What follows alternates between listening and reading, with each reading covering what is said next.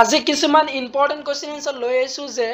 BSc BCom first semester যিটো AEC যোগাযোগমূলক অসমীয়া subject আছে বা এছামিজ যিখন ছাবজেক্ট আছে যোগাযোগমূলক AEC তো সেইখন বিষয়ৰ প্ৰথম চেপ্টাৰৰ আজি 1 নম্বৰীৰ আৰু 2 নম্বৰীৰ ইতিমধ্যে এখন ভিডিঅ' তোমালোকৰ আগত আলোচনা কৰিছোঁ ইম্পৰ্টেণ্ট কুৱেশ্যন এনচাৰ তোমালোকৰ ফাইনেল এক্সামিনেশ্যন 2025ৰ কাৰণে তো 1 নম্বৰী চেপ্টাৰটো দিয়া আছে ভাষা জ্ঞান তো ভাষা জ্ঞানৰ যে তোমালোকৰ 5 নম্বৰ আৰু 10 নম্বৰ প্ৰশ্নৰ ইম্পৰ্টেণ্ট কুৱেশ্যন এনচাৰ লৈ আহিছোঁ যে তোমালোকৰ কোনখিনি ইম্পৰ্টেণ্ট হয় তোমালোকৰ ফাইনেল এক্সামিনেশ্যন 2025ৰ কাৰণে তো যেহেতু তোমালোকৰ ডিসেম্বৰত ফাইনেল এক্সাম হ'ব তো ডিসেম্বৰ ফাইনেল এক্সামিনেশ্যন কাৰণে কোনখিনি ইম্পৰ্টেণ্ট সেইখিনি চোৱা তো তোমালোকৰ প্ৰথম কুৱেশ্যনটো দি আছে ভাষা জ্ঞান বুলিলে কি বুজা তো এই প্ৰশ্নটো তোমালোকৰ 5 নম্বৰৰ কাৰণে ভেৰি ইম্পৰ্টেণ্ট হয় প্ৰশ্নটো তোমালোকৰ চমুটকা আহিব পাৰে যে ভাষা জ্ঞানৰ বিষয় তোমালোকৰ চমুটকা লিখা তো ভাষা জ্ঞানৰ বিষয় তোমালোকৰ ফাইনেল এক্সামিনেশ্যনৰ কোশ্চিন পেপাৰত তোমালোকে দেখিবলৈ পাবা যে ভাষা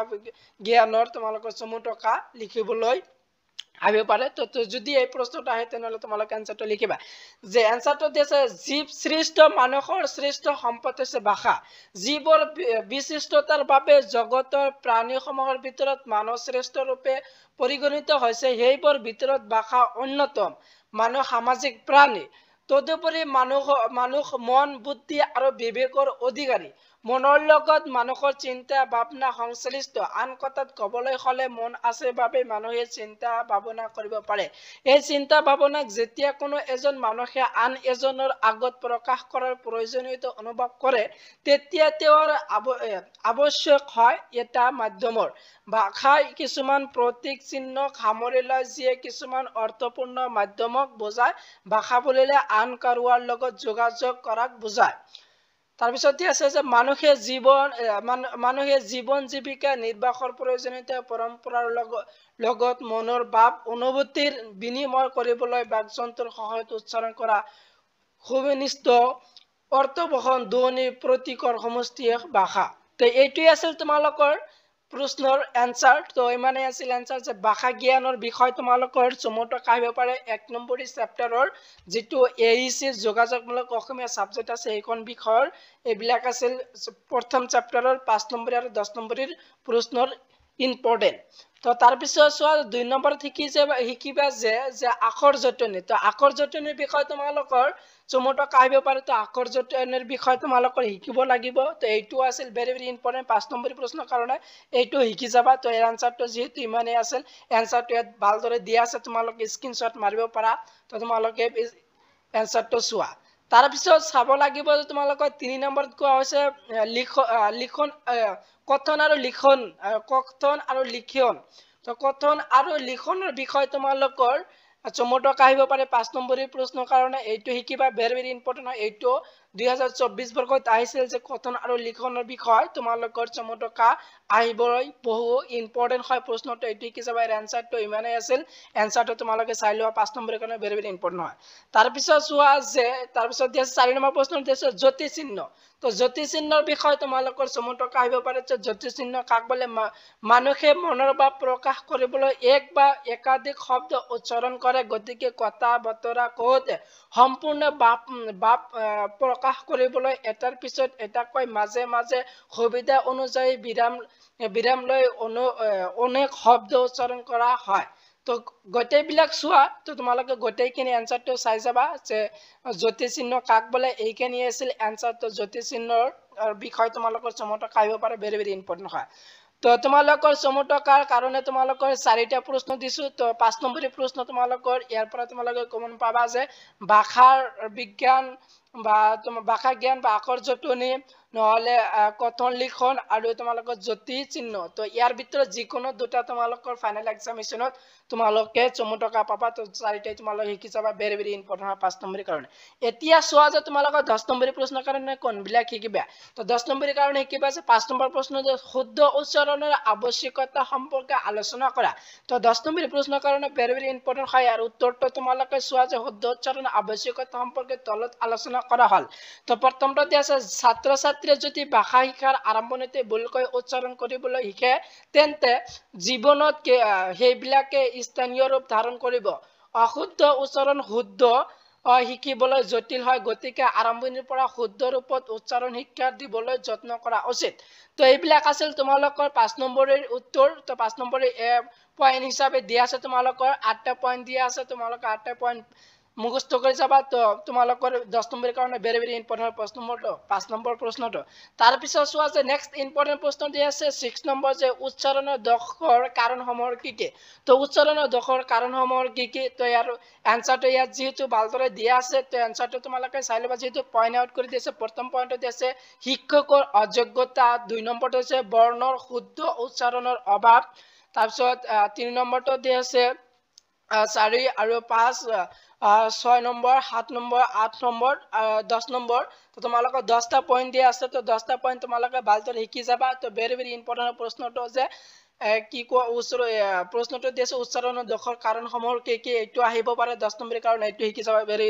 ভেৰি ইম্পৰ্টেন্ট হয় তাৰ পিছত চাবা যে তোমালোকৰ 7 নম্বৰ প্ৰশ্ন বুলি কোনটো দিয়া আছে অসমীয়া ভাষাৰ স্বৰধ্বনি কেইটাৰ উচ্চাৰণ সম্বন্ধে এতিয়া আলোচনা আগবঢ়োৱা তো অসমীয়া ভাষাৰ স্বৰধ্বনিৰ বিষয় তোমালোকৰ আলোচনা কৰিবলৈ আহিব পাৰে বা বিষয় লিখা তো এইটো আহিব পাৰে এইটো ভেৰি ভেৰি ইম্পৰ্টেন্ট 10 নম্বৰ প্ৰশ্নৰ কাৰণে শিকি যাবা ইয়াৰ উত্তৰটো যেহেতু ইয়াত দিয়া আছে তোমালোকৰ পয়েন্ট আউট কৰি দিয়া আছে তো পয়েন্ট হিচাপে তোমালোকৰ যদি এক্সামিনেশ্যন প্ৰশ্নটো আহে তেনেহলে তোমালোকে পয়েন্ট হিচাপে তোমালোকে এনসাৰটো লিখি দিবা তো সম্পূৰ্ণ মাৰ্ক তোমালোকে পাই যাবা তো ইয়াত 10টা পয়েন্ট দিয়া আছে তো 10টা পয়েন্ট তোমালোকে ভালদৰে চোৱা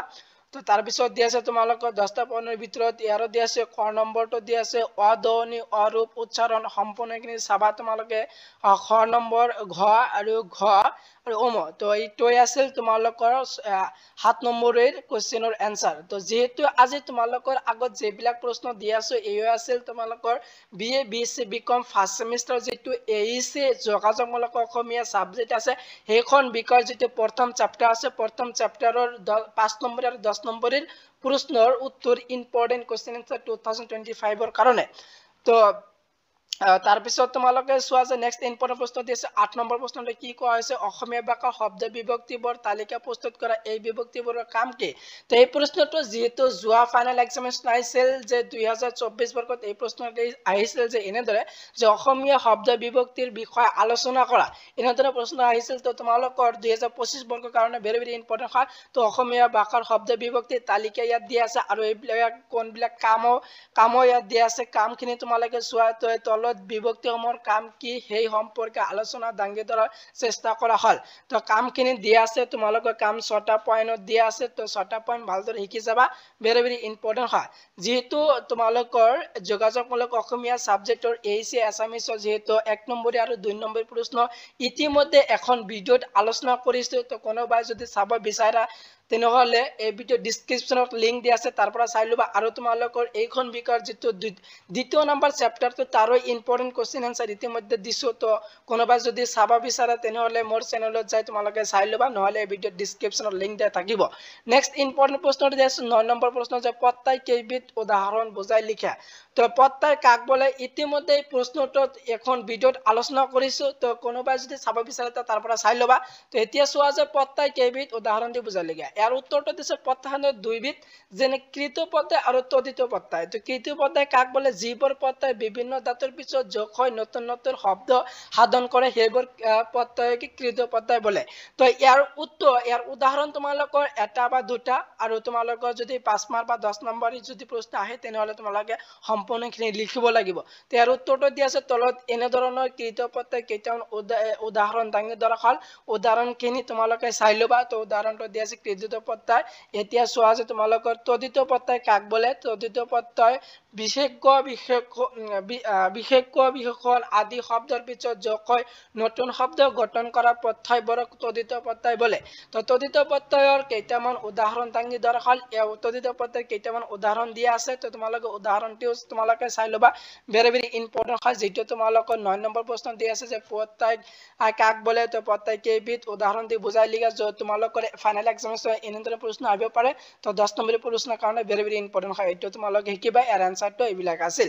তাৰ পিছত চোৱা যে তোমালোকে 10 নম্বৰ প্ৰশ্নটো কি কোৱা হৈছে এইটো কোৱা হৈছে বাকাৰ ক্ষেত্ৰত চয়ন কটন আৰু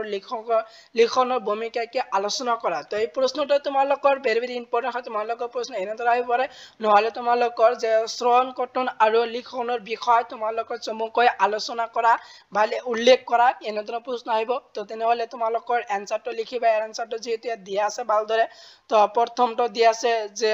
চয়নৰ বিষয় দিয়া আছে তোমালোকে এইটো চমুকৈ আহিব পাৰে চয়ন কাক বলে এইখিনি শিকিবা তাৰ পিছত দিয়া আছে কথন তাৰ পিছত দিয়া আছে তোমালোকৰ যে লিখন তো তোমালোকে এই তিনিটা ভালদৰে শিকি যাবা ভেৰি ভেৰি ইম্পৰ্টেন্ট হয় তোমালোকৰ যেটো প্ৰশ্নটো দিয়া আছে 10 নম্বৰ প্ৰশ্ন ভেৰি ভেৰি ইম্পৰ্টেন্ট হয় তো আনসাৰটো তোমালোকে স্ক্ৰিনশ্বট মাৰিব পাৰা নহলে তোমালোকৰ পিডিএফটো ডেসক্ৰিপচনত লিংক দিয়া থাকিব নহলে তোমালোকৰ যে কোনোবা যদি পিডিএফটো বিচাৰা তেনেহলে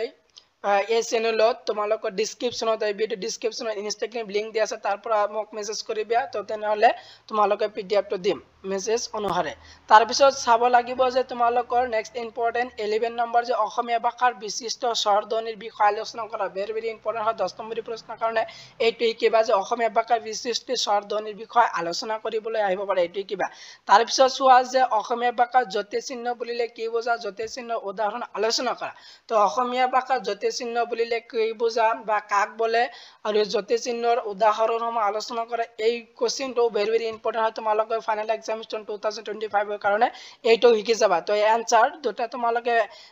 কিতাবৰ পৰা তোমালোকে বাহিৰ কৰি লবা যে 11 নম্বৰ আৰু 12 নম্বৰ কোশ্চেনৰ এনসাৰটো তোমালোকে কিতাবৰ পৰা তোমালোকে উলাই লবা তো ভেৰি ভেৰি ইম্পৰ্টেন্ট হয় দুটা প্ৰশ্ন তো আজি যিবিলাক তোমালোকৰ আগত প্ৰশ্ন দিলো এইচি যেটো ফাৰ্স্ট সেমিস্টাৰ এছামিজ বা যোগাযোগমূলক অসমীয়া সাবজেক্ট আছে এইখন বিষয়ৰ যেহেতু প্ৰথম চ্যাপ্টাৰৰ 5 নম্বৰ আৰু 10 নম্বৰ প্ৰশ্নৰ উত্তৰখিনি তোমালোকক দিলো আৰু তোমালোকৰ 1 নম্বৰ আৰু 2 নম্বৰৰ ইতিমধ্যে এখন ভিডিও আলোচনা কৰিছো ভিডিও বনাইছো তো কোনোবা যদি চাব বিচাৰা তো এই ভিডিও ডেসক্ৰিপচনত লিংক দিয়া আছে সেইটো তোমালোকে চাই লবা তো আজিৰ ভিডিওটো